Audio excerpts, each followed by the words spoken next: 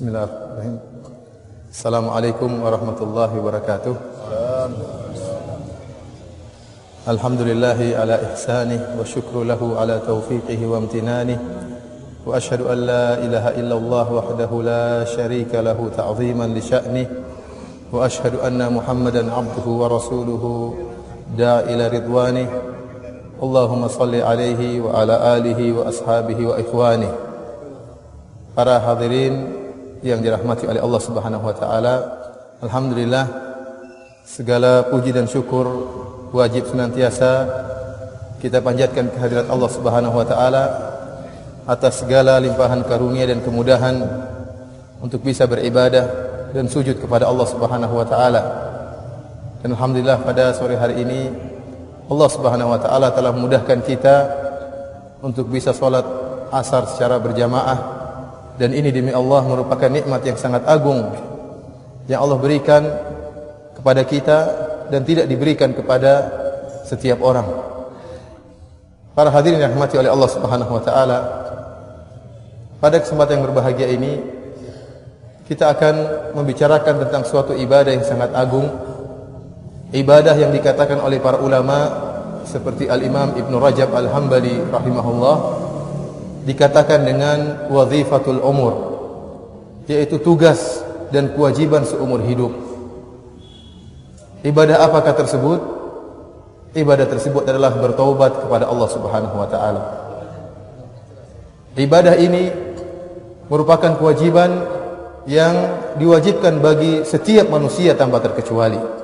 Bahkan tidak hanya wajib bagi orang awam, bahkan penuntut ilmu yang rajin beribadah, bahkan para ustadz, bahkan para ulama, seluruhnya wajib untuk senantiasa bertobat kepada Allah Subhanahu wa taala. Karena manusia diciptakan oleh Allah Subhanahu wa taala senantiasa tidak lepas dari kesalahan dan dosa. Karenanya Nabi sallallahu alaihi wasallam pernah bersabda tentang sifat manusia. Kata Nabi sallallahu alaihi wasallam, kullu bani Adam khata. Seluruh anak Adam khata. Suka berdosa, suka bersalah. Dan kalau kita kembali kepada bahasa Arab, khata itu adalah sifat mubalaghah yang diartikan karena seorang sering terjerumus atau terjatuh dalam perbuatan tersebut. Kalau kita artikan itu senantiasa bersalah dan berdosa. Kullu bani Adam khata. Wa khairul khatta'ina at-tawwabun, dan sebaik-baik orang yang berdosa atau bersalah adalah orang-orang yang kembali dan bertobat kepada Allah Subhanahu wa taala. Allah menghendaki hamba-hambanya bertobat kepada Allah Subhanahu wa taala. Oleh karenanya, sifat salah dan berdosa merupakan sifat lazimah, sifat yang tidak bisa terlepas dari sifat manusia itu sendiri. Sebagaimana seorang yang tatkala jadi manusia, dia pasti memiliki sifat lapar, butuh dengan makanan. Selama dia seorang manusia, dia pasti lapar dan butuh makanan. Dia pasti haus. Demikian juga dengan dosa. Selama dia seorang manusia, dia pasti tidak bisa tidak. Dia pasti berdosa dan bersalah. Oleh karenanya Rasulullah SAW mengatakan dalam hadis qudsi tentang Allah Subhanahu wa taala mengatakan, "Innakum tukhti'una bil-laili wan-nahar. Wa ana aghfiru dzunuba jami'an fastaghfiruni aghfir lakum." Kata Allah Subhanahu wa taala dalam hadis qudsi, wahai anak-anak Adam, kalian tukhtiun, berbuat salah, berdosa siang dan malam. Dan ingatlah aku Tuhan kalian mengampuni seluruh dosa-dosa, maka mintalah ampunan kepadaku. Namun bukan berarti tatkala seorang tahu dia seorang manusia, seorang makhluk yang senantiasa bersalah dan berdosa, kemudian dia membiarkan dirinya terjerumus dalam dosa-dosa. Tidak. Allah mewajibkan bagi orang yang berdosa untuk bertobat kepada Allah Subhanahu wa taala, untuk kembali kepada Allah Subhanahu wa taala. Karena taubat merupakan ibadah yang dicintai oleh Allah Subhanahu wa taala. Bahkan Nabi sallallahu alaihi wasallam menjelaskan, kalau seandainya manusia tidak berdosa, dan itu mustahil, namun seandainya jika manusia tidak berdosa, maka Allah akan musnahkan manusia tersebut dan akan mendatangkan makhluk lain atau manusia yang lain yang berdosa dan bertobat kepada Allah Subhanahu wa taala. Rasulullah SAW bersabda, "Law lam tudhnibu la dhahaba Allahu bikum, thumma jaa'a biqaumin yudhnibun fayastaghfiruna Allah fayaghfirullahu lahum." Kalau seandainya kalian tidak berdosa, maka Allah akan binasakan kalian. Kemudian Allah akan datangkan dengan suatu kaum yang mereka berdosa, kemudian mereka beristighfar kepada Allah Subhanahu wa taala dan Allah mengampuni mereka. Luar biasa. Nikmat dari Allah Subhanahu wa taala. Allah cinta manusia berdosa, tapi Allah cinta kalau dia bertobat. Allah cinta kalau dia bertobat. Bahkan Allah berikan ganjaran yang luar biasa terhadap orang-orang yang bertobat kepada Allah Subhanahu wa taala dalam banyak dalil. Seperti bahwasanya Allah Subhanahu wa taala menyatakan bahwasanya Allah cinta kepada orang-orang yang bertobat. Dalam firman-Nya, "Innallaha yuhibbut tawwabina." Sungguhnya Allah Subhanahu wa taala cinta kepada orang-orang yang bertobat. Siapa di antara kita yang tidak ingin dicintai oleh Allah Subhanahu wa taala? Banyak orang mengaku cinta kepada Allah, tetapi apakah dia juga dicintai oleh Allah? Al-Imam Ibnu Qayyim rahimahullah mengatakan, "Laisa sya'nu an tuhib, innama sya'nu an tuhab." Perkaranya bukan kau mencintai, tapi perkaranya apakah engkau juga dicintai? Kita ingin dicintai oleh Allah Subhanahu wa taala, dan di antara perkara yang bisa mendatangkan cintaan Allah kepada kita adalah kita bertobat kepada Allah Subhanahu wa taala. Bahkan Allah Subhanahu wa taala menjanjikan akan memberikan limpahan karunia rezeki kepada orang-orang yang bertobat dan kembali kepada Allah Subhanahu wa taala. Tatkala Nabi Nuh berdakwah kepada kaumnya, Nabi Nuh berkata alaihi salam, "Faqultu astaghfiru rabbakum innahu kana ghaffara yursilis samaa'a 'alaikum midrara wa yumdidukum bi amwalin wa banin wa yaj'al lakum jannatin wa yaj'al lakum anhara ma lakum la tarjuna lillahi waqara." Kata Nuh alaihi salam, beristighfarlah kalian kepada Allah Subhanahu wa taala, maka Allah Subhanahu wa taala akan menurunkan hujan yang penuh berkah, hujan yang deras, dan akan memberikan kalian harta dan anak-anak, dan akan membukakan bagi kalian taman-taman dan mengalirkan bagi kalian sungai-sungai. Ini menunjukkan barang siapa yang banyak beristighfar dan bertobat kepada Allah akan dimudahkan rezekinya oleh Allah Subhanahu wa taala. Bayangkan seorang manusia hamba bertobat, seorang hamba berdosa, kemudian bertobat justru malah dikasih rezeki oleh Allah Subhanahu wa taala. Kemudian dalam ayat yang lain Allah menyatakan bahwasanya orang yang bertobat akan mendapatkan keberuntungan, akan mendapatkan kemenangan. Kata Allah Subhanahu wa taala, "Wa tubu ila Allahi jami'an ayyuhal mu'minun la'allakum tuflihun." Hendaknya kalian seluruhnya kaum beriman, bertobatlah kalian, la'allakum tuflihun, semoga kalian beruntung. Bahkan Allah menjanjikan surga bagi orang-orang yang bertobat. Subhanallah, dia bersalah, kemudian dia bertobat, bukan cuma dihapuskan dosa-dosanya, bahkan dijanjikan surga oleh Allah Subhanahu wa taala. Ya ayyuhalladzina amanu tubu ila Allahi taubatan nasuha, asa rabbukum ayyukaffira ankum sayyi'atikum wa yudkhilakum jannatin tajri min tahtihal anhar. Wahai orang-orang yang beriman, bertobatlah kepada Allah dengan taubatan yang nasuha. Asa rabbukum ayyukaffira ankum, semoga Allah mengampuni dan menghapuskan dosa-dosa kalian dan masukkan kalian ke dalam surga-surga Allah Subhanahu wa taala. Dan terlalu banyak faedah-faedah dari bertobat kepada Allah Subhanahu wa taala. Saya sangat takjub dengan sebuah ayat yang Allah sebutkan dalam surat Al-Furqan, kalau tidak salah ayat 70. Illa man taba wa amana wa amila amalan salihan fa ulaika yubaddilullahu sayyi'atihim hasanat. Kecuali orang-orang yang bertobat dan beriman dan beramal amalan saleh, fa ulaika yubaddilullahu sayyi'atihim hasanat, mereka itulah orang-orang yang akan Allah rubah keburukan mereka menjadi kebaikan. Ada dua pendapat di kalangan para ulama tentang ayat ini. Ada yang menyatakan bahwasanya Allah merubah keburukan menjadi kebaikan, Allah berubah dari dosa menjadi kebaikan, adalah orang yang bertobat kepada Allah Subhanahu wa taala akan berubah amalannya. Tadinya dia mungkin minum khamar, minum bir, tadinya dia berzina, tadinya dia makan hasil riba, tadinya dia menzalimi orang lain. Setelah dia bertobat, dirubahlah oleh Allah menjadi orang yang soleh, bertakwa, rajin beribadah, dan ini tanda-tanda diterimanya tobat seseorang.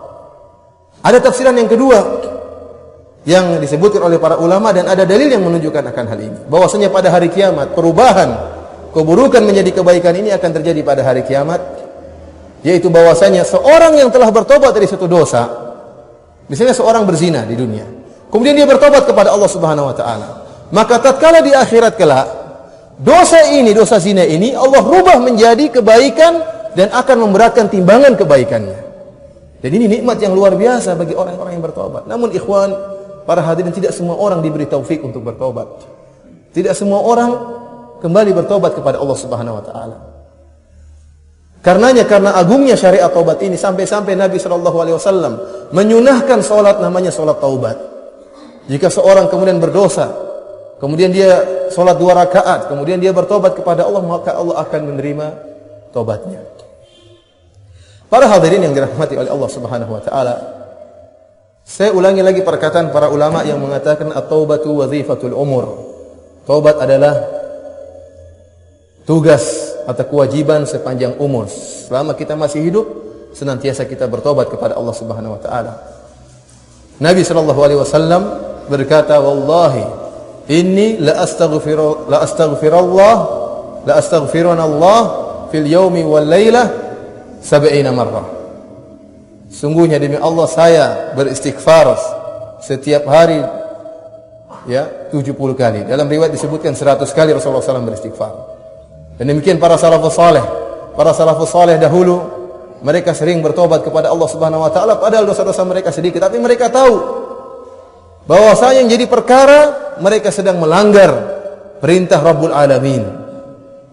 Mereka tidak memandang dosa yang mereka lakukan, tapi mereka memandang siapa yang mereka sedang mereka langgar perintahnya, itu Allah Subhanahu wa taala. Kita sering lalai dari dosa-dosa yang kita lakukan. Kita sering meremehkan dosa-dosa yang kita lakukan. Oleh karenanya, saya ajak para hadirin merenungkan sebuah dosa yang mungkin kita sepelekan. Dosa yang kita sering melakukannya. Dosa yang mungkin kita anggap remeh, tidak pedulikan, kita anggap tidak akan jadi permasalahan. Tetapi dosa tersebut diperintahkan oleh Allah untuk kita bertobat dari dosa tersebut. Dosa apakah itu? Dosa tidak menjaga pandangan. Dosa mengumbar pandangan. Dosa melihat aurat wanita yang tidak halal bagi kita. Dalam surat An-Nur Allah Subhanahu wa taala mengatakan, "Wa tubu ila Allahi jami'an ayyuhal mu'minun." Bertobatlah kalian wahai seluruh kaum mukminin. Bertobatlah kalian la'allakum tuflihun, semoga kalian beruntung. Ayat ini kalau kita perhatikan, ini akhir sebuah ayat. Awal dari ayat ini Allah menyebutkan tentang kewajiban menundukkan pandangan. Kata Allah Subhanahu wa taala, "Qul lil mu'minina yaghuddu min absarihim wa yahfadhu furujahum, dzalika azka lahum, innallaha khabirum bima yasnaun." Wa qul lil mu'minati yaghuddna min absarihin wa yahfadhna furujahun. Kata Allah Subhanahu wa taala, katakanlah kepada kaum para lelaki yang beriman. Ini Allah sampaikan kepada orang-orang yang beriman, bukan orang-orang yang kafir, bukan orang-orang yang tidak beriman tentang hari akhirat, tidak beriman tentang hari pembalasan, tetapi Allah ajak berbicara dengan orang-orang yang beriman. Qul lil mu'minin, katakanlah kepada orang-orang yang beriman, yaghuddu min absarihim, tundukkan pandangan mereka dan jagalah kemaluan mereka. Ini lebih suci bagi mereka dan Allah Maha mengetahui apa yang mereka lakukan. Karena kebanyakan orang tatkala mengumbar pandangannya, tidak ada yang tahu kalau dia bermaksiat. Yang tahu hanya dirinya dan Allah Subhanahu wa taala dan malaikat yang mencatat. Kebanyakan orang tidak menjaga pandangannya tatkala dia bersendirian. Tatkala dia merasa tidak ada yang mengawasinya. Padahal Allah Subhanahu wa taala berfirman, "Ya'lamu kha'inatal a'yun." Allah mengetahui pengkhianatan pandangan manusia. Allah mengetahui. Allah berbicara tentang menundukkan pandangan. Dan Allah mengatakan, "Wa kullil mu'minati yaghdudna min absarihin." Katakanlah bagi wanita-wanita mukminah, bukan wanita-wanita yang kafir, bukan wanita-wanita yang fajirah, tentang wanita-wanita mukminah yang beriman kepada Allah dan Rasulnya dan hari akhirat. Yaghdudna min absarihinna wa yahfazna furujahunna. Tundukkan pandangan mereka dan jagalah pandangan mereka. Di akhir ayat kata Allah, "Wa tubu ila Allahi jami'an." Bertobatlah kalian. Kata Syekh Ibnu Utsaimin rahimahullah, ini dalil bahwasanya wajib bertobat bagi orang-orang yang tidak menundukkan pandangannya. Bagaimana dengan dosa-dosa yang lain, ikhwan? Bagaimana dengan ghibah, bagaimana dengan namimah, bagaimana dengan makan harta yang haram, bagaimana dengan makan hasil riba, bagaimana dengan mendengar hal-hal yang diharamkan oleh Allah Subhanahu wa taala. Maka sangatlah wajar jika dikatakan bahwasanya taubat merupakan kewajiban seumur hidup. Tidak ada di antara kita yang bisa terlepas daripada perbuatan dosa. Akan tetapi sering datang syaitan, sering datang iblis, terutama kepada orang-orang yang bergelimang dengan dosa, bergelimang dengan kemaksiatan. Syaitan menimbulkan keraguan dalam dirinya, menyatakan bahwasanya kamu yang modelnya seperti ini, bagaimana Allah akan menerima taubatmu? Syaitan menyatakan dosamu terlalu banyak, ya, tidak mungkin Allah mengampuni dosamu. Banyak, ya, datang syaitan ingin menimbulkan keputusasaan dalam hati kita. Oleh karenanya pada kesempatan yang berbahagia ini saya ingin mengajak para hadirin untuk merenungkan tentang luasnya rahmat Allah Subhanahu wa taala. Bagaimana Allah Subhanahu wa taala memang zat Rabbul Alamin, Tuhan yang sangat senang dengan taubatnya hamba-hambanya. Sebagaimana yang disabdakan oleh Nabi sallallahu alaihi wasallam dalam satu hadis. Kata Nabi sallallahu alaihi wasallam, "Lallahu ashaddu farahan bi taubati 'abdihi hina yatubu ilaihi min ahadikum kana ala rahilatihi bi ardin fanfalatat minhu." Kata Nabi sallallahu alaihi wasallam, sungguh Allah Subhanahu wa taala lebih gembira dengan taubat hambanya kepada Allah Subhanahu wa taala daripada gembiranya seseorang di antara kalian yang tatkala berada di tengah padang pasir kemudian membawa ontanya, wa 'alaiha ta'amuhu wa syarabuhu, padahal bekal perjalanannya ada di ontanya tersebut, tiba-tiba ontanya kabur hilang. Qad aisa min rahilatihi, dan dia kemudian putus asa kalau ontanya akan kembali. Fattaja'a tahta dhilli syajarah, maka tatkala dia di tengah padang pasir dan dia tahu ontanya sudah pergi dan tidak mungkin akan kembali, maka dia pun merebahkan dirinya di bawah naungan sebuah pohon. Sementara udara sangat panas, sementara keringatnya bercucuran, sementara rasa dahaga semakin menusuk dalam dirinya, dan dia menunggu kematiannya secara bertahap, tadrijian, sedikit demi sedikit nyawanya mulai terasa akan keluar. Kenapa? Rasa lapar, rasa haus yang dia rasakan, rasa panas yang begitu dia rasakan. Dia sudah putus asa, sudah pasrah menunggu malaikat maut menjemputnya. Kata Nabi sallallahu alaihi wasallam, "Fabainama huwa kadzalik, idh huwa biha qa'imatun indahu." Tatkala dia sedang pasrah menunggu kematian, tiba-tiba ontanya tadi yang hilang tiba-tiba datang di sisi dia. Fa akhadha bi khitamiha, maka dia sangat gembira, maka dia pun memegang tali kekang onta tersebut agar tidak lari lagi. Wa 'alaiha ta'amuhu wa syarabuhu, dan dia lihat ternyata bekal makan dan minumannya masih utuh, masih lengkap. Maka dia sangat gembira dan bersyukur kepada Allah Subhanahu wa taala. Kemudian dia berkata, sebagai bentuk rasa syukur kepada Allah, dia berkata, "Allahumma anta 'abdi wa ana rabbuk." Ya Allah, sungguh engkau adalah hambaku dan aku adalah Tuhanmu, ya Allah. Kata Nabi sallallahu alaihi wasallam, "Akhta'a min syiddatil farah." Dia salah ngomong karena saking gembiranya. Adakah orang yang lebih gembira dari orang ini?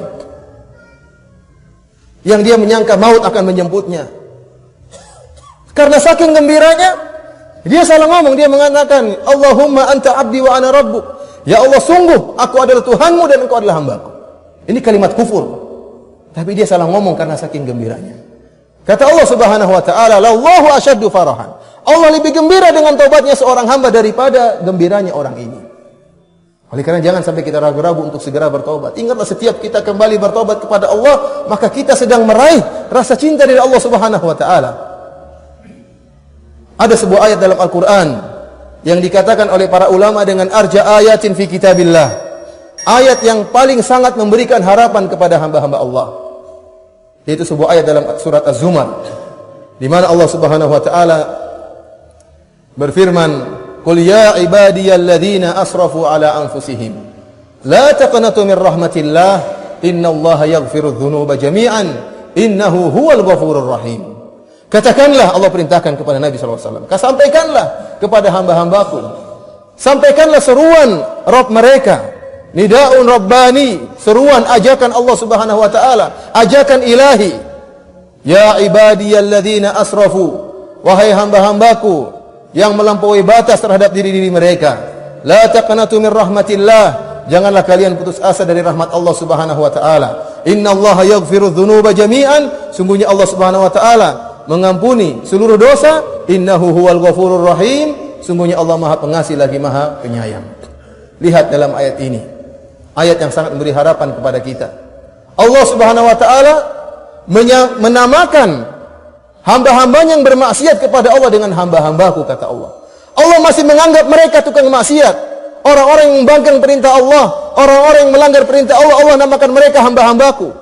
Allah masih menganggap mereka hamba-hamba Allah Subhanahu wa taala. Kemudian siapakah mereka? Bukan orang-orang yang sekedar bermaksiat. Allah mengatakan alladzina asrafu ala anfusihim, berbuat israf, berbuat tabdzir dalam maksiat, artinya terlalu banyak maksiatnya, berlebih-lebihan dalam bermaksiat, bergelimang dalam dosa, bergelimang dalam kenistaan. Bukan hanya sekedar berdosa, tapi berlebih-lebihan dalam berbuat dosa. Panggilan Allah kepada mereka agar mereka tidak ragu dengan rahmat Allah. Kata Allah, la taqnatu min rahmatillah, janganlah kalian putus asa dari rahmat Allah Subhanahu wa taala. Allah tekankan, innallaha yaghfiru dzunuba jami'an, sungguhnya Allah Subhanahu wa taala mengampuni seluruh dosa. Jami'an, takkid, penekanan seluruh dosa tanpa terkecuali. Innahu huwal ghafurur rahim, sungguhnya Allah Subhanahu wa taala Maha Pengampun lagi Maha Penyayang. Ini ayat sangat memberikan harapan kepada kita. Oleh karenanya mari kita renungkan tentang luasnya rahmat Allah terhadap orang-orang yang bermaksiat, di mana Allah senantiasa menawarkan taubat kepada mereka. Sebagai contoh, orang yang paling kafir yang pernah ada di atas muka bumi ini, Fir'aun, yang dia mengatakan, ana rabbukumul a'la, aku adalah Tuhanmu yang maha tinggi. Tidak ada makhluk yang lain yang mengatakan aku Tuhanmu yang maha tinggi, ada kecuali Fir'aun ini. Dia bukan hanya mengatakan aku Tuhanmu, bahkan aku Tuhan kalian yang maha tinggi. Kalimat kekufuran yang iblis saja tidak pernah mengucapkan kalimat ini. Iblis masih mengakui Allah sebagai Tuhan. Iblis tatkala disuruh sujud kepada Nabi Adam, iblis protes. Kata iblis, khalaqtani min nar wa khalaqtahu min tin. Wahai Allah, bagaimana aku mau sujud kepada Adam? Kau ciptakan aku dari api, kau ciptakan Adam dari apa? Dari tanah. Iblis tahu Allah ciptakan dia. Mana berani iblis mengatakan aku Tuhanmu. Tapi Fir'aun kebablasan. Iblis mungkin kaget dengan Fir'aun. Ana rabbukumul a'la, aku Tuhanmu yang maha tinggi. Iblis tidak pernah seperti itu. Akan tetapi Allah Subhanahu wa taala masih menawarkan taubat kepada Fir'aun. Allah bahkan utus Musa dan Harun. Faqula lahu qawlan layyinan la'allahu yatadhakkaru aw yakhsha. Katakanlah wahai Musa dan Harun kepada Fir'aun dengan kalimat yang lembut, semoga dia ingat dan semoga dia takut, semoga dia sadar. Masih diberi kesempatan oleh Allah untuk bertobat, sementara kekufurannya sudah tingkatnya luar biasa. Allah tidak membinasakannya secara langsung, Allah masih tawarkan. Allah utus Rasul. Siapa tahu Fir'aun bertobat kepada Allah Subhanahu wa taala. Kita berbicara tentang orang-orang Nasrani yang telah berbuat syirik kepada Allah Subhanahu wa taala, yang menganggap Allah satu dari yang tiga, atau menganggap Nabi Isa adalah anaknya Allah Subhanahu wa taala. Yang Allah sangat mengingkari perkataan kesyirikan ini.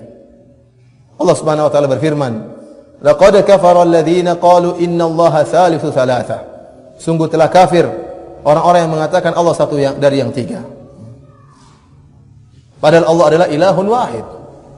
La illam yantahi amma yaqulun, la illam yantahu amma yaqulun, la yamassanna alladziina kafaru minhum adzabun alim. Kata Allah Subhanahu wa taala, kalau mereka tidak berhenti mengucapkan kalimat tersebut, maka akan ada azab yang pedih yang akan menimpa mereka. Di akhir ayat kata Allah Subhanahu wa taala, afala yatubuna ila Allah wa yastaghfirunah, Allahu ghafurur rahim. Kenapa mereka tidak bertobat kepada Allah? Kenapa mereka tidak istighfar kepada Allah Subhanahu wa taala? Sungguhnya Allah Maha Pengampun lagi Maha Penyayang. Allah masih menawarkan taubat kepada orang-orang Nasrani yang telah berbuat syirik kepada Allah Subhanahu wa taala, yang telah mengucapkan kalimat yang sangat mengerikan. Allah tawarkan, afala yatubuna ila Allah. Kenapa mereka tidak bertobat? Demikian juga kisah Ashabul Ukhdud, orang-orang yang zalim yang pernah menyiksa kaum mukminin, yang Allah abadikan dalam surat Al-Buruj. Kata Allah Subhanahu wa taala, innal ladzina fatanul mu'minina wal mu'minat thumma lam yatubu falahum adzabu jahannam wa lahum adzabul harir. Sungguhnya orang-orang yang menyiksa kaum mukminin dan kaum mukminat, membakar mereka hidup-hidup. Kemudian mereka tidak bertobat, bagi mereka azab yang pedih dan bagi mereka azab yang membakar. Ayat ini diturunkan tentang raja yang zalim beserta pengikutnya, yang mereka memaksa kaum mukminin dan kaum mukminat yang jumlahnya puluhan ribu untuk kafir kepada Allah Subhanahu wa taala. Akan tetapi mereka teguh imannya, tidak kafir kepada Allah. Akhirnya raja yang zalim ini pun menggali parit Ukhdud, kemudian menyalakan api yang besar, kemudian membakar kaum mukminin kaum mukminat hidup-hidup dibakar. Ini tidak ada kezaliman yang lebih parah daripada ini. Seorang kalau melihat ada raja yang zalim yang membakar kaum muslimin hidup-hidup, mungkin terbetik dalam hatinya, tidak mungkin dia diampuni oleh Allah Subhanahu wa taala, tidak mungkin. Akan tapi Allah mengatakan tsumma lam yatubu, kemudian mereka tidak bertobat. Artinya masih ada kesempatan bagi mereka untuk bertobat meskipun telah melakukan kemaksiatan yang luar biasa ini. Oleh karenanya Hasan Al-Basri rahimahullah, salah seorang tabi'in, dia mengatakan, lihatlah bagaimana karamnya Allah, bagaimana juudnya, bagaimana mulianya Allah Subhanahu wa taala, baiknya Allah Subhanahu wa taala. Qatalu awliya Allah, orang-orang ini telah membunuh wali-wali Allah, akan tapi Allah masih mengajak mereka untuk bertobat. Contoh yang lain seperti kisah penyihir Fir'aun. Yang kita tahu para penyihir Fir'aun telah melakukan sihir, dan kita tahu sihir merupakan kesyirikan. Dan kesyirikan merupakan dosa terbesar. Syirik dosa lebih besar daripada dosa membunuh orang lain, daripada dosa merampok, daripada dosa mencuri, daripada dosa durhaka kepada orang tua, daripada dosa berzina. Seluruh dosa ini masih mungkin dimaafkan, tapi kalau dosa syirik, seorang meninggal dalam keadaan syirikan, tidak mungkin diampuni oleh Allah Subhanahu wa taala. Syirik dosa terbesar. Dan para penyihir Fir'aun, profesi mereka adalah tukang sihir. Bertahun-tahun mereka bekerja sebagai tukang sihir, bisa jadi puluhan tahun. Hidup mereka dipenuhi dengan kehidupan yang hitam, dengan kesyirikan. Akan tapi tatkala mereka berduel dengan Nabi Musa alaihissalam dan mereka melihat mukjizat Nabi Musa alaihissalam di waktu duha, dalam sekejap mereka beriman kepada Allah Subhanahu wa taala. Kata Allah Subhanahu wa taala, fa ulqiyas saharatu sujjada qalu amanna bi rabbi Harun wa Musa. Maka para penyihir Fir'aun pun sujud kepada Allah Subhanahu wa taala dan mereka mengatakan, kami beriman kepada Tuhannya Musa dan Tuhannya Harun. Akhirnya Fir'aun pun marah. Fir'aun pun mengancam mereka, la uqatti'anna aydiyakum wa arjulakum min khilaf. Aku akan menyalib kalian dan aku akan motong tangan-tangan kalian dan kaki-kaki kalian. Akhirnya dibunuhlah para tukang sihir tersebut. Namun mereka dimasukkan surga oleh Allah Subhanahu wa taala. Lihat, iman mereka cuma sebentar.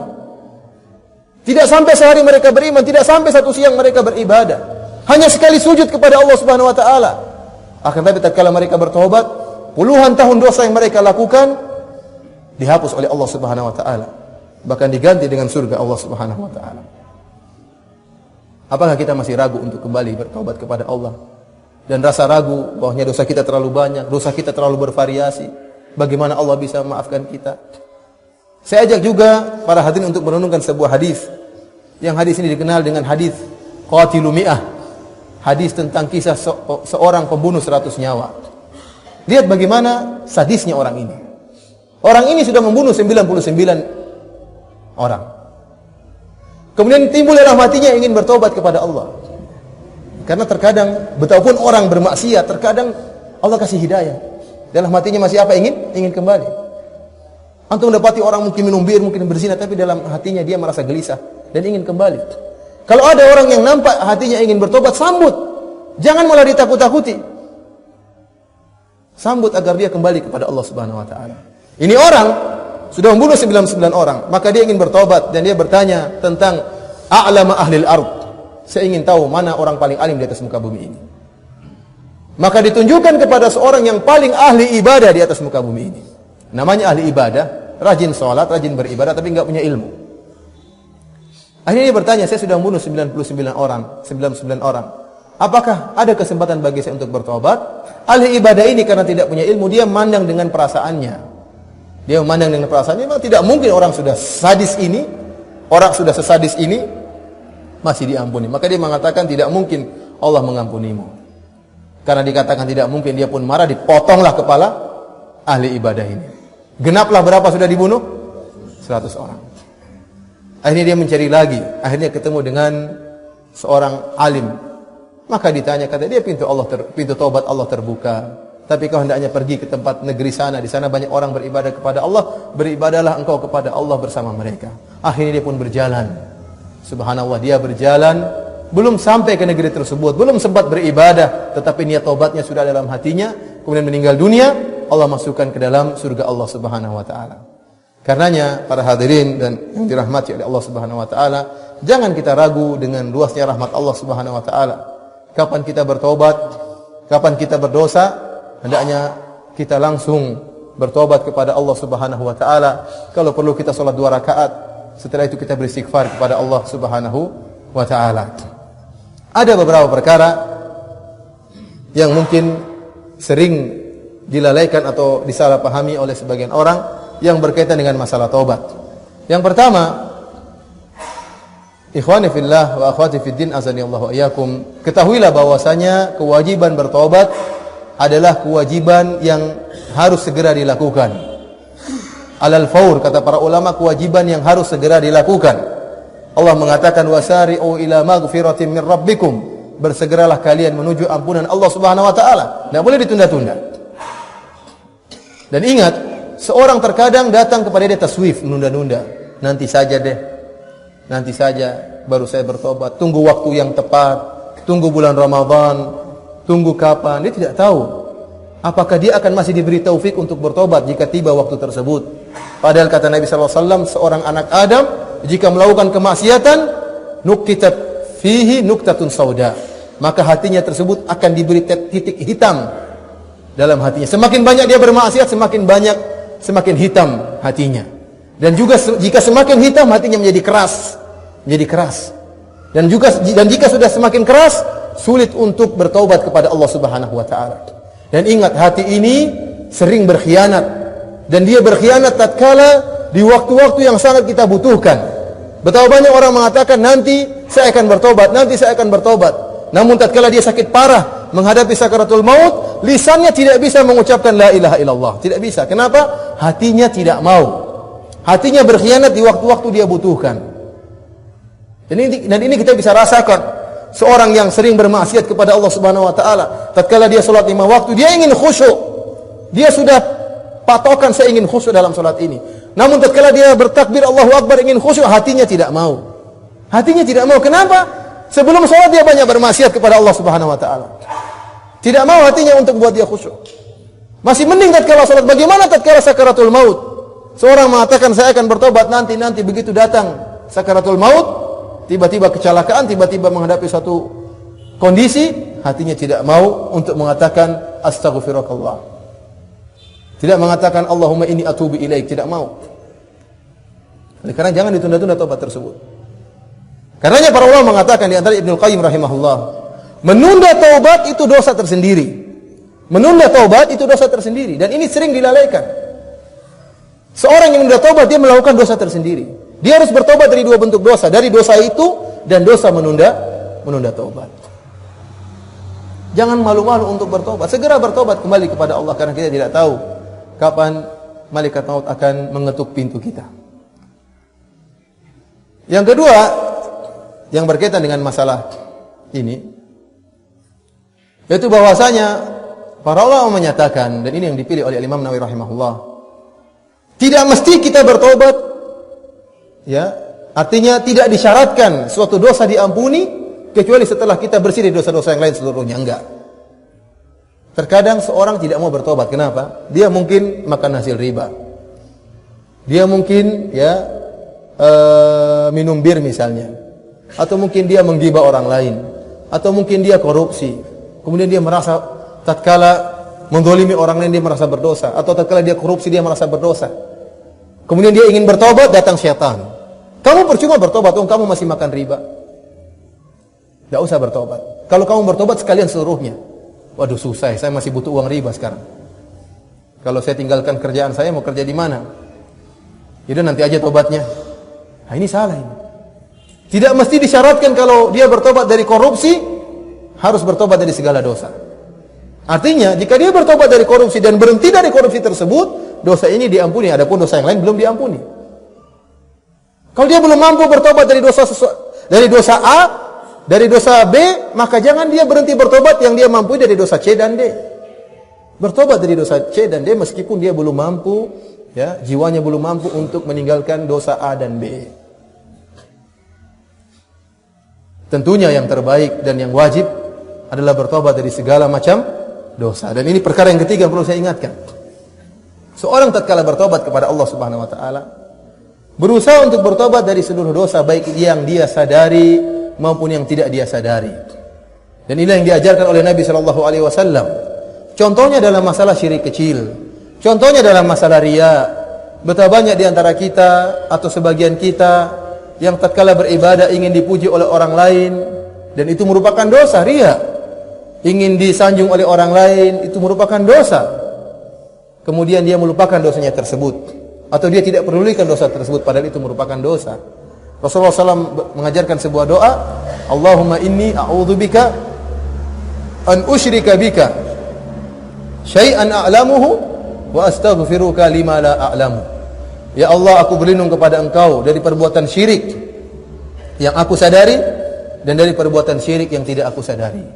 Di sana ada dosa-dosa syirik yang tidak kita sadari dan ini sering menimpa kita seperti riya, ingin dipuji, sering kita lupa. Padahal kita wajib juga untuk bertobat dari dosa riya. Nabi SAW juga mengajarkan doa dan dianjurkan dibaca tatkala sebelum salam. Allahumma ghfirli ma qaddamtu wa ma akhartu wa ma asrartu wa ma a'lantu wa ma anta a'lamu bihi minni antal muqaddimu wa antal muakhiru la ilaha illa ant. Ya Allah, ampunilah aku dari dosa-dosa yang telah lalu aku lakukan dan akan aku lakukan, dari dosa yang aku kerjakan terang-terangan, dari dosa yang aku kerjakan sembunyi-sembunyi, dan dari dosa-dosa yang Kau lebih mengetahui daripada aku, ya Allah. Oleh karena kita tatkala berdoa, kita berdoa kepada Allah dari dosa juga, bertobat dari dosa-dosa yang mungkin kita lupakan. Karena ikhwan, kita ini tidak seperti salafus saleh.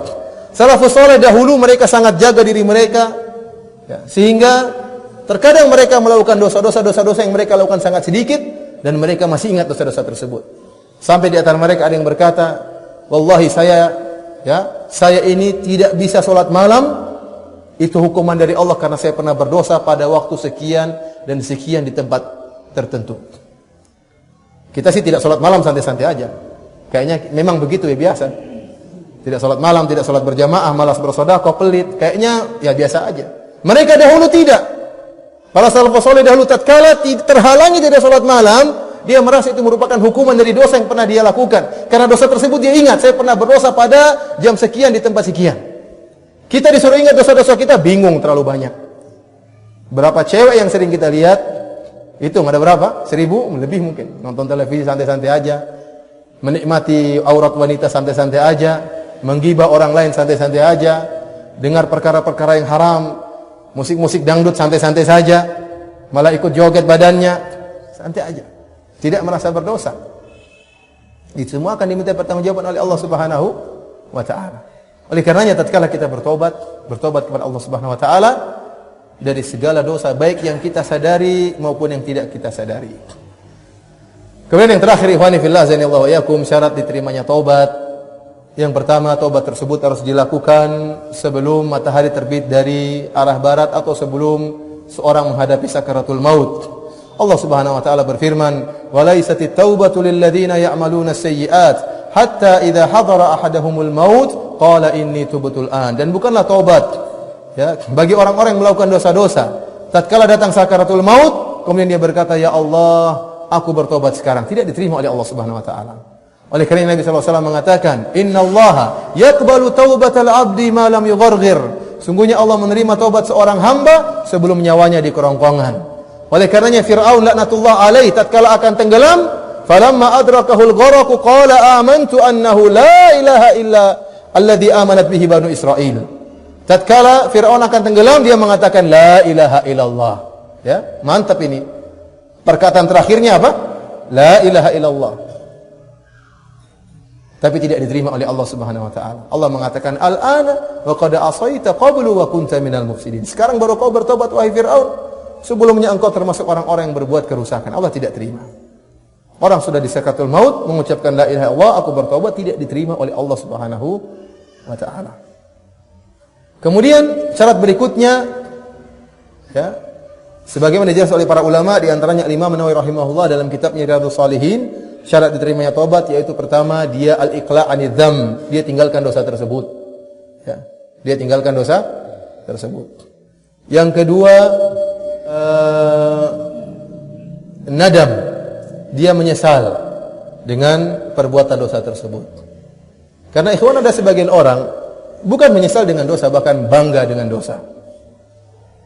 Bangga, oh saya pernah minum bir sekian botol, oh saya pernah berzina dengan sekian perempuan, oh saya pernah begini, saya pernah begitu. Bangga dengan kegilaannya, bangga dengan kemaksiatannya, ya. Terutama ya para artis-artis yang mereka bangga pamer maksiatnya, pamer auratnya di hadapan khalayak dan ditonton oleh ribuan orang, bahkan jutaan orang. Semakin banyak orang memandang aurat mereka, semakin banyak dosa yang akan mereka pikul. Bangga dengan maksiat yang mereka lakukan. Orang yang bertobat harus menyesali perbuatannya. Kalau bisa menangisi perbuatannya, maka itu yang terbaik. Dan yang ketiga, al-azam. Dia berazam untuk tidak kembali lagi pada maksiat tersebut. Jangan dia tobat sambal. Di bulan Ramadan saja bertobat, tapi dalam niatnya nanti pas Idul Fitri saya kembali lagi. Sekarang aja berhenti nonton film-film enggak benar, bulan Ramadan enggak enak sama malaikat. Setelah Ramadan, malam Idul Fitri sudah langsung kembali lagi bermaksiat. Allah Maha tahu isi hati seseorang. Seorang yang demikian, kalau sudah berazam, bertekad meninggalkan, kemudian menyesali perbuatannya, maka taubatnya akan diterima oleh Allah Subhanahu wa taala.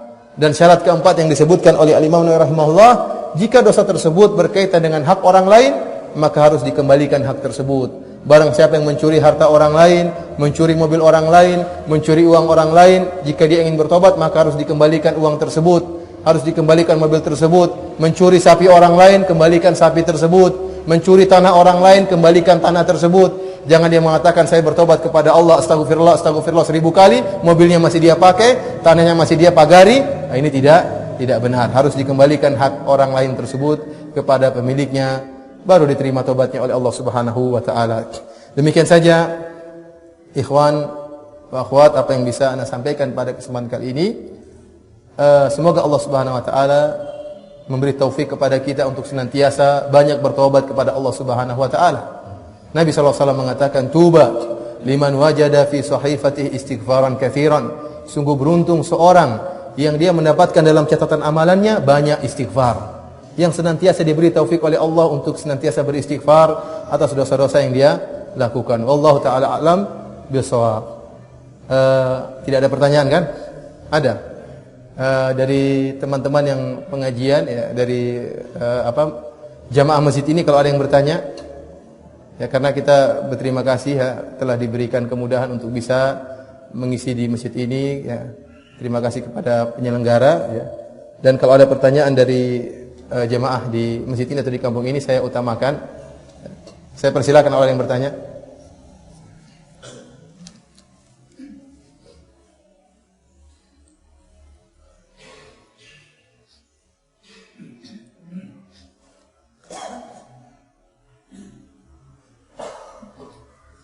Kayaknya tidak ada yang bertanya. Kalau tidak, silakan. Apabila ada seseorang berbuat jahat, ya, tetapi dia itu nanti saja saya tobat, jadi ditunda-tunda tobatnya. Ya. Bagaimana keadaan ini? Apakah dia akan mendapat petunjuk atau tidak? Pertanyaan Bapak ini, bagaimana seorang yang berbuat jahat, penjahat Pak ya, penjahat, suka mendolimi orang lain mungkin. Kemudian tatkala dia bertobat, dia mengatakan nanti saja saya bertobat, nanti saya bertobat. Apakah orang seperti ini suatu saat akan diberi petunjuk oleh Allah Subhanahu wa taala? Kita katakan wallahu a'lam ya. Tetapi menunda tobat sendiri itu merupakan apa? Dosa. Kemudian kita khawatir orang seperti ini, banyak kita mendengar orang seperti ini. Banyak, namun di akhir hayatnya tidak bertobat. Karena saya katakan tadi, hati itu semakin kita menunda taubat, semakin hitam apa? Hati kita. Dan jika saatnya kita ingin bertobat, mulut kita tidak bisa mengucapkan taubat. Hati kita berpaling dari ingin bertobat. Dan kita tidak tahu kapan maut datang menjemput. Oleh karena seorang jangan tunda-tunda taubatnya. Renungkanlah sebuah hadis Nabi SAW mengatakan, hadis riwayat Imam Bukhari dan Imam Muslim, hadis yang sahih. Bagaimana jangan nunda-nunda, jangan ragu-ragu untuk segera bertobat. Meskipun ternyata kita terjerumus dalam dosa yang lain, jangan ragu-ragu. Yang penting sekarang saya bertobat, urusan nanti.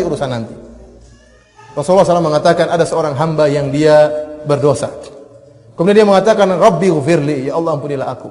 Kata Allah, alima abdi anna lahu rabban yaghfiru dzam wa ya'khudhu bidzam. Sungguhnya hambaku tahu dia memiliki Tuhan yang memberi hukuman karena dosa dan juga bisa mengampuni dosa. Ghafartu lahu, kata Allah, dia telah bertobat dan saya ampuni dosanya. Kemudian dia beberapa waktu lagi dia tidak berdosa. Tiba-tiba berapa lama lagi kembali lagi dia berdosa. Adnaba dzamban akhar, berdosa lagi dosa yang lain. Kemudian dia bertobat kembali. Dia mengatakan, ya Allah, Rabbi ghfirli, ya Allah, Rabbku ampunilah aku. Kata Allah Subhanahu wa taala, alima abdi anna lahu rabban yaghfiru dzam wa ya'khudhu bidzam. Hambaku tahu dia memiliki Tuhan yang memberi hukuman menyiksa karena dosa dan juga mengampuni dosa. Dan dia telah bertobat, ghafartu lahu, saya ampuni dia. Jadi bertakwa, biasanya orang baru bertobat kan soleh biasanya, rajin sholat. Tiba-tiba jiwanya terperangkap dengan syahwatnya, kembali lagi melakukan kemaksiatan. Dia bertobat lagi, Allah ampuni lagi. Allah mengatakan, wal yaf'al wal ya'mal abdi ma yasha. Silakan hambaku melakukan, silakan. Selama dia bertobat, selama dia berdosa bertobat, maka tidak jadi mengapa. Namun ingat syarat tobat tadi, bertekad untuk tidak kembali. Jangan salah paham dengan dosa, dengan hadis ini. Enggak apa-apa, nanti saya tobat lagi, maksiat aja. Ya ini enggak sudah sejak awal tidak diterima. Tapi dia bertekad nangis. Nah, ada orang seperti itu. Dia sholat malam tapi sebenarnya tidak bisa menjaga pandangannya, kembali lagi melihat yang haram. Kemudian dia bertobat kepada Allah, saya janji Allah tidak akan kembali lagi. Bulan berikutnya, tahun berikutnya, kembali lagi terjerumus dalam syahwatnya. Dia bertobat lagi, ya seperti ini. Yang penting tatkala dia bertobat benar-benar bertekad untuk tidak kembali. Intinya saya ingin katakan, kalau sudah berdosa jangan tunda-tunda. Urusan depan nanti, urusan belakangan. Ya. Sekarang bertobat, ya. Jangan sampai datang syaitan, kamu nggak bakalan mampu, jangan tobat. Kamu kalau tobat sekarang pasti kamu kembali lagi. Percuma kamu hanya nipu Allah. Jangan dengar itu syaitan. Itu iblis. Karena syaitan ingin jadi kamu sebagai temannya di neraka jahanam nanti. Oleh karenanya kalau sudah dosa, taubat, urusan nanti. Apakah nanti kita bisa bertahan atau tidak? Ya itu urusan Allah Subhanahu wa taala. Ada lagi yang bertanya? Ya masalah ini bertobat, masalah rokok ini Ustaz ya. Bertobat dari apa? Masalah rokok nih, jadi banyak yang menunda-nunda ini Ustaz ya. Jadi masalah orang yang isep rokok ini. Jadi orang isep rokok ini kadang-kadang tidak masuk syirik nih Ustaz. Kadang-kadang kalau jumpa kawannya yang tidak merokok, kadang-kadang dia genggam api rokoknya itu disembunyikan gitu. Enggak agak malu lah gitu sama kawannya gitu. Alhamdulillah masih malu. Jadi kalau berjumpa sama-sama isep rokok ya, kalau baca lomboknya nyempul lah itu pendetnya gitu. Dia asapnya gitu kan gitu. Bagaimana kita masuk syirik nih Ustaz? Apakah ini merokok? Bagaimana dengan merokok? Katanya kata Bapak ini ada orang yang menunda-nunda taubat dari merokok. Kalau ada banyak orang dia sembunyikan rokoknya. Kalau enggak ada orang dia tunjukkan rokoknya. Masih malu-malu. Alhamdulillah masih punya malu. Di antara nikmat yang Allah berikan kepada kita, kita dosa masih punya malu.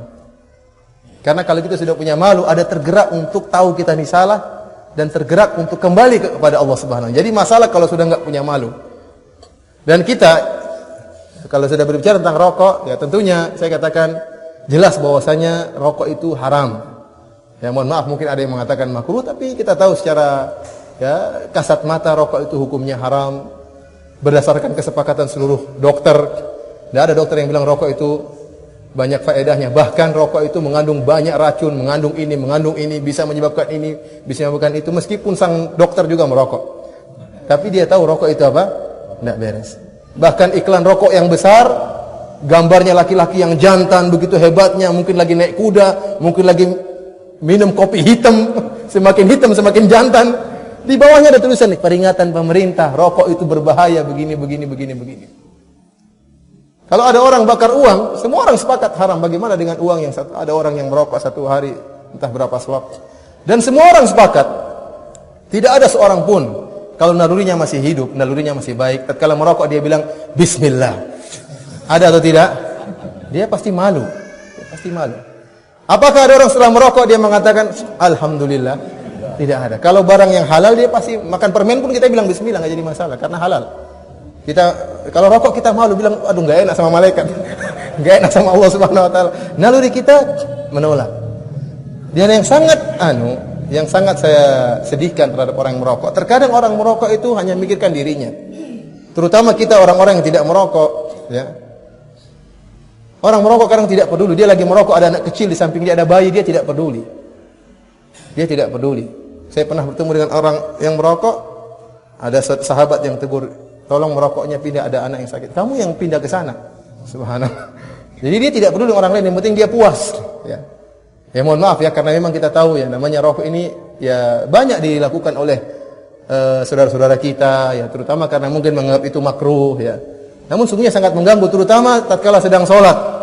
Ya, kalau sudah mengatakan amin, subhanallah ya. Anginnya 1 meter ke kanan, 1 meter ke kiri, sangat mengganggu ya. Mengganggu terutama orang-orang yang tidak biasa merokok. Oleh karenanya ya, bagi sebagian saudara-saudara kita yang mungkin masih merokok, berusaha ya. Kalau tidak bisa secara langsung, sedikit demi sedikit dia tinggalkan. Nah, karena kenikmatan yang kita dapatkan, uang yang kita dapatkan akan diminta pertanggungjawaban oleh Allah Subhanahu wa taala. Kalau Allah tanya 100 ribu yang kau miliki, apa yang kau lakukan? Beli rokok ya Allah. Gimana di akhirat nanti kita jawabnya? Oleh karenanya kita pelan-pelan ya, yang belum bisa meninggalkan secara langsung, pelan-pelan bertahap dan bertekad kepada Allah Subhanahu wa taala. Barang siapa meninggalkan suatu karena Allah, Allah akan berikan yang lebih baik baginya. Allah alam bisawab. Mungkin sampai di sini saja yang bisa kita sampaikan. Mudah-mudahan bermanfaat bagi saya dan bagi para hadirin sekalian. Yang benar datangnya dari Allah Subhanahu wa taala, yang salah dari saya sendiri dan dari syaitan, semoga Allah mengampuni kita semua. Wabillahi taufiq wal hidayah. Assalamualaikum warahmatullahi wabarakatuh.